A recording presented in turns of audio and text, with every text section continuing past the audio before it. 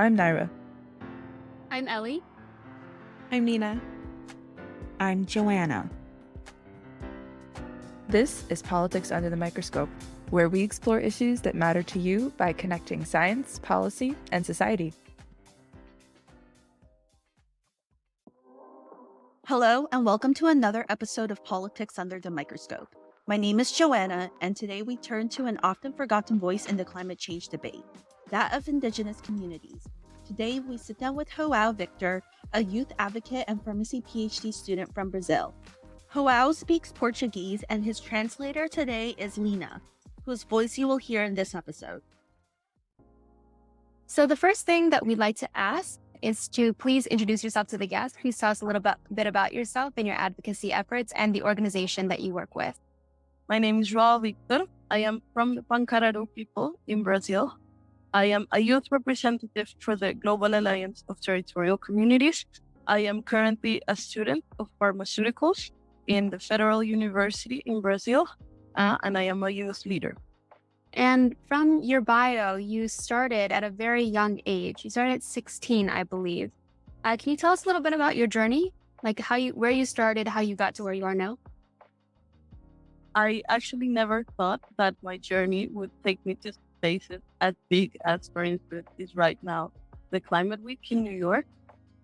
Because when we work, we are not setting ourselves up with the goal of just reaching larger stations. What I mean is that the work is just natural, the natural work protecting our resources and territories. When we leave our houses and ask for the blessings of our elders to go out and do our work, we simply remember everything that our ancestors have always been doing. And that's something that's a continuous part of the work we do with the preservation of the environment. And when we reach places like this, it's very exciting, very emotional to realize that there are other people also interested in this cause of ours. I actually have to confess that it's a little hard for me to speak about this because it's not something we usually talk about. But it's so good to be able to talk about it and see that there are other youth around the world also working on that care. And to also learn that there's so much more people who could help us in that grand network of the transformation of society. So João, you're a pharmacy student and an advocate for anti-climate change efforts. Does your scientific experience inform what you're doing as an advocate? For a lot of time, we actually saw a lot of researchers come into our land and extract information about our healing, our therapeutical systems, our medicine, and they would extract that knowledge and then they would never come back. And so that was one of the first reasons why I decided to embrace this cause. The second reason was actually seeing how capitalist practices were invading us and forcing us to live in a way of life that wasn't ours. So I started seeing how our communities were actually losing traditional plants, medicinal plants, and that was happening because of climate change. And so I started to realize that I needed to take on that fight and try to stop that. And then we have also seen so much technology, so many things come into our communities, and that started to worry me. So from that point on was when I started trying to mobilize other indigenous youth to work for the same cause and to try to preserve our indigenous identity. So what I actually desire is to see other youth embracing and having a fight for this cause. So what does this fight look like? I'm curious about what role your advocacy efforts have played in policy, different legislative efforts, etc. What we have seen is that youth have started really caring about this decision-making space. The growing insertion of our youth in superior teaching, the insertion of this youth in creating their own media, the boldness that our youth have in leading acts of protest and against action, and then seeing our youth have the authority to take on these discussions as based on the legal knowledge of what is going on. They have even started using that legal action as a tool for our fight. For instance, we know the pacts and international action that Brazil has ratified. We've heard and understand the international treaties and diplomatic instances that Brazil is due to. So, for instance, there's the Convention of the International Organization for Labor, as well as the High Commissioner of the UN. Yes. That kind of legal pacts. So turning towards climate change, what challenges that are climate change related that indigenous communities face? So in former times, our communities were able to foresee when would be the time to harvest, when would be the time of the rain. And a lot of our rituals were actually based around that. And so with the changing rain pattern, for instance, the times for the fruits to be harvested, for them to be collected have changed. And that has had a large impact on our culture. All, of course, altered our cosmovision as indigenous peoples. And so we've been suffering greatly with things like extra hot summers and extra cold winters.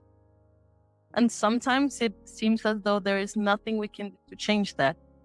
But actually, our collective actions have shown us that it is possible to transform society.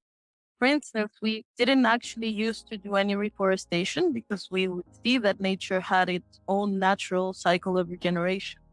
But we have seen that it is now necessary to take on this action to aid nature in its recovery.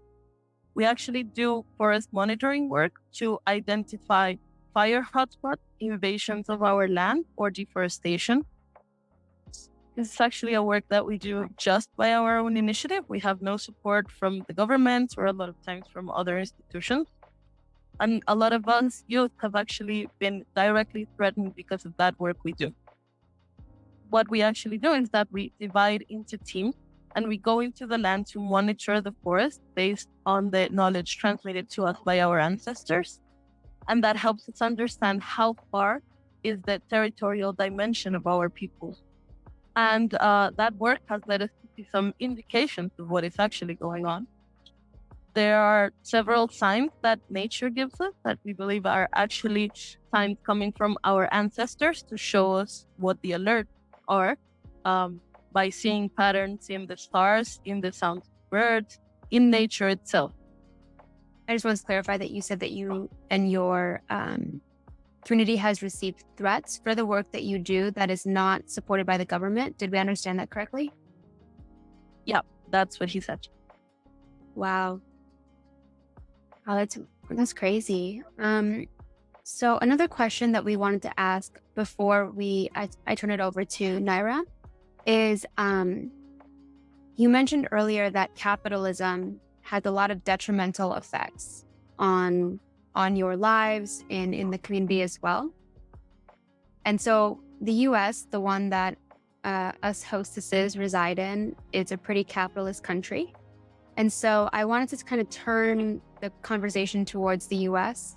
So my question is, what role does the US have in your efforts? Key to start rethinking the way of life that is leading their current actions. Is it really necessary to accumulate so much? Do people actually need so much to live? I mean, what's the point of all this progress if people are not even seeing that all ways of life deserve to be respected? And how is it possible that people actually feel comfortable using so many things that come from extraction, slavery, and destruction of our territories? Don't people even feel responsible for all the deaths, for all the deforestation, for all the blood that is being shed? I think that even just to begin reflecting on that is just a huge point in itself. Thank you so much. I'm going to turn it over to my lovely co-host, Naira, who will be asking questions that are more focused about the US, simply because most of our listeners are based here. And we like to have a domestic focus specifically on policy. Thank you, Lena and Joao, for your amazing responses thus far. So from a more domestic point of view and the U.S. Involvement in your efforts, I was curious about what your efforts are doing or inspiring in indigenous communities based in the US, if you are collaborating or communicating, and if so, are there any initiatives that you have started, given that your methods and efforts have been quite productive in Brazil? Actually, one of the difficulties we currently face is to be able to set up effective communication with youth from other parts of the world. So actually, as a youth coordinator for the Global Alliance of Territorial Communities, it's one of those things that I keep very close in mind. We recognize that it's incredibly important for us to start creating those connections and making big initiatives happen back home based on that. Our actions need to be joined. When we find ourselves in different parts of the world doing actions that are transformational, that needs to be shared. And that's actually something that we're still currently missing, to be able to see more of what our brothers and sisters are doing within their reality. Definitely. And, what are the ways that, we could overcome some of these barriers, and what support do you need either from other indigenous groups or other either like national or domestic communities? It's very difficult. But one thing that's really helpful is the communications work, because through social media and other means of communication, you can see up close what others are doing. And maybe that's a job that all of us should be doing, to be thinking of ways of connecting and to break down the barriers that are separating us, so that every day we can set up a more firm and strong block against all the threats we are facing, both us as indigenous youth, as all of the youth of the planet. Yeah, completely. And, one last thing. So you talk about this importance of getting connected and the importance of social media as a tool. Are there any successful collaborations that you've had, or people that have learned from your work that have begun implementing the same thing in their location, whether it was US or in other nations? We're actually seeing very often youth who are leading this initiative. And it's very interesting because it's possible that a contagion, that it stimulates other youths to take on similar paths of work. But it requires understanding that big block that is the youth, self-representational. There's many of us doing many things, but the initiative should be one and only. So you can't have one person, one leader speaking on behalf of all the youth.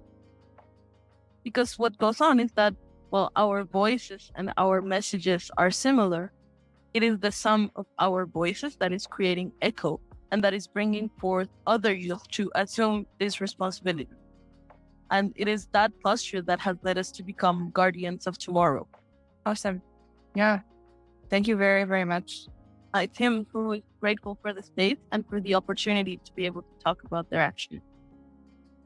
Absolutely. And one last thing actually that came to mind: how could people from non-Indigenous communities support your efforts, even if they're not in the same country? It's a good question, because a lot of people ask that question often. And to be honest, they don't have a ready answer for this. But listening with open heart, to listen to what we're saying and to rethink the basic ways of life of your everyday life. This way of life of extreme consumption, of automation, of recklessness. That way of life has actually disengaged people from what it is to live as humanity. So that's it. Just join us to save the planet. I think one thing that speaks to me a lot from your response is rethinking the way that we live and implementing changes to the best of our ability to make our way of life more sustainable. I think it's worth pointing out that there's a lot of systems in place that make it very difficult to dramatically make the changes that you need to be able to live a sustainable life and one that is in harmony with nature. So it might be easier for some people than others. However, I think our collective efforts, whether it's through the work of indigenous peoples that have a lot more knowledge of natural resources and how to utilize them for this way of life, or through people in other groups that are working to make more structural change, I think we can definitely reach an outcome that accommodates everyone's needs and the needs of the planet. It's exactly that. Yeah. Awesome. Thank you so much again for your time and such insightful responses. This has been very incredible and very inspiring, to say the least. We thank you again for your time. Thank you for tuning into another episode of Politics Under the Microscope. We'd like to thank Lena for her translation and hope you enjoyed our climate change series. Our next series will be focused on fast fashion. Stay tuned!